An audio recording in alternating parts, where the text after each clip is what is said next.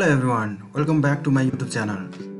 Today I'm also came back with my new YouTube video, and today I'm going to write a new qbasic program for you, and it is in English. Obviously you can listening this sound, and yeah, I think this program will be good for you, and this program will make you learn something new. I think you may have already watch different kinds of videos related to this program, but I think it will also helpful for you to write a new programming concept in the qbasic program, especially for the student those who are studying in the school levels and the starting level. If you learn the qbasic program will be plus point for the different programming language such as C programming, C++, PHP, like that. So if you learn this program or qbasic properly while you are in the school level, so now I'm going to show you different codes, and I'm going to show you new codes for the programming from the programming pattern. So now without any delay I'm going to show you some output on the screen, and that output will be the output will be the today's program. Okay, so this is the output of the some program. Okay, I don't know which output, but now I'm going to tell you that sometimes we need these kinds of codes, and where we need it will be while you will be a programmer, and then that time you will think that, and that time you will learn that oh, this kinds of code is also we needed. So you can see here on the screen 1 1 2 and 1 2 3 and 1 2 3 4. Okay, let me explain about it. So you can see first in the first column. Okay, this is column and column. So it is a first column, second column, third column, and fourth column. So in the first column you can see 1, and then in the second column you can see 1 and 2, and in the third column you can see 1 2 and 3, and in the fourth column you can see 1 2 3 and 4. So you can see some similarities and some similar nature in this program. Also output, you can see here in the first only one digit with the 1, and in the second column you can see that 1 and 2 with the last digit is 2, and in the third you can see that 3 digit with the last digit is 3. It means I'm going to notify you that and point out this that is in the program is in every step. You can see that one digit is increases regularly in the every step, and every time the digit are also increasing. So these kinds of programming pattern today I'm going to write on the screen. So without any kinds of delay I'm going to write a code for you. Okay, so now the starting. In the qbasic program we need to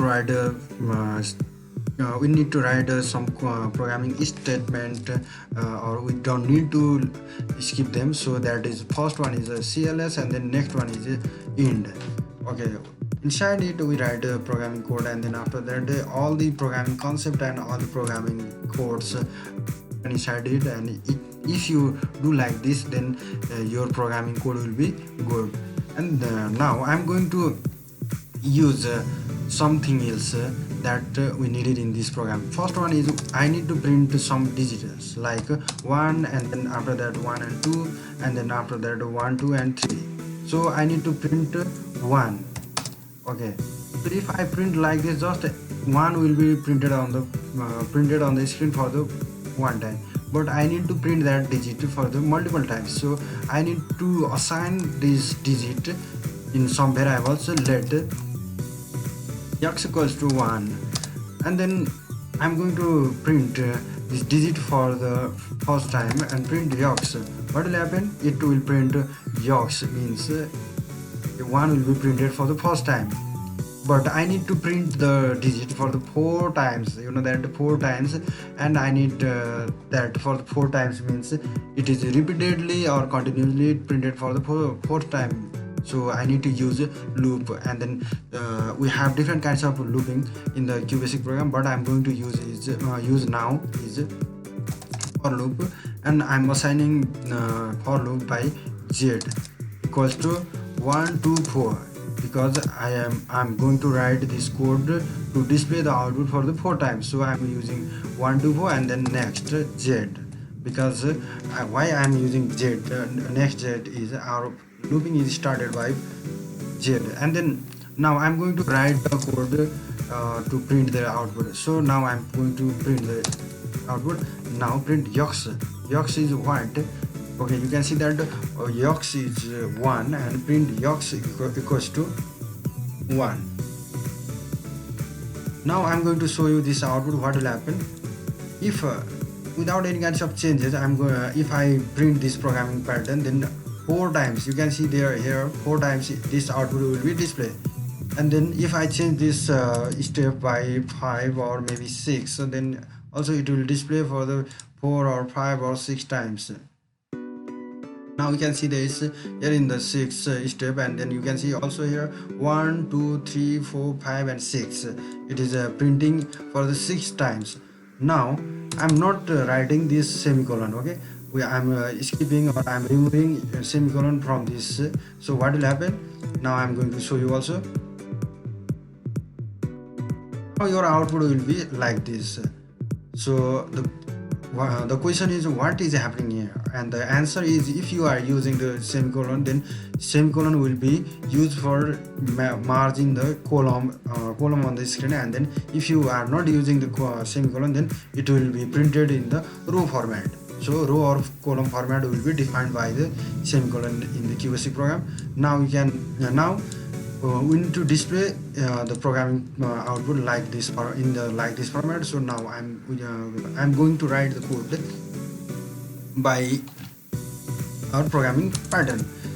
So now again I'm returning back to my programming concept. So step 1 to 4 will be printed, and then print will be x, and then also now I'm going to write y equals to y plus 1. So what is the value of y is there is no value of y, so I am going to assign y equals to 1.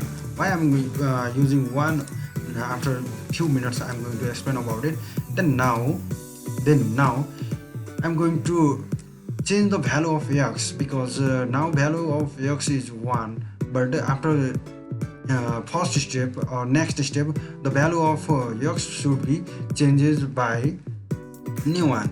So for that purpose yox equals to yox multiply by 10, and then plus y. What will happen? I'm going to write this for you. You can see here. So what will happen? Print yox in the first time is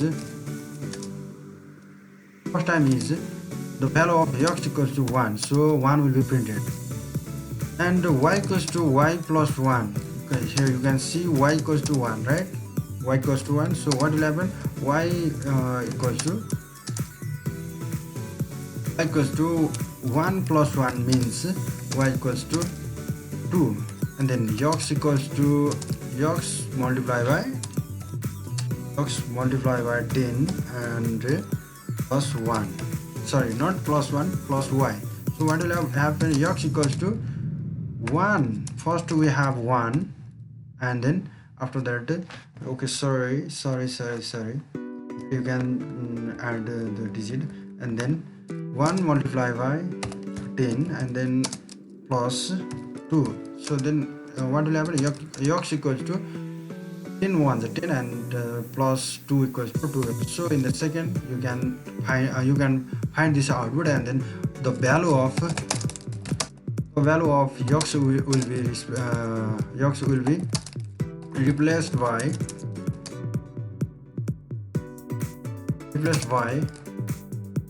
12, and each time this code will be executed and the value of yox will be replaced by new one. So after that what will happen? The output will be displayed on the screen in this format. Now you can see here.